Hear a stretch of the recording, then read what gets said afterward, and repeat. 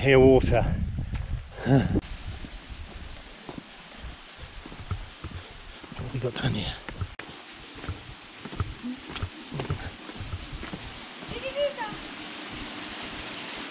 Is that it?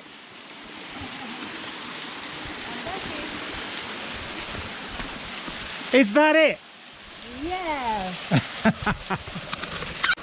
We are in Colombia, in the state of Boyacá, and it's quite cold where we are, which is why we're wearing this. And we have trekked for hours up a really steep mountain.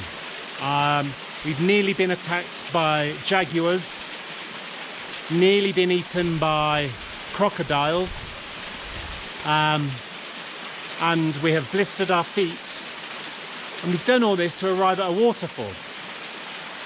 And here it is, the smallest waterfall in the world. We had visions of showering ourselves and bathing in this mosquito infested water, but I think we'll turn around and go back. Anyway, there you go. Everything's possible in Colombia and nothing is probable.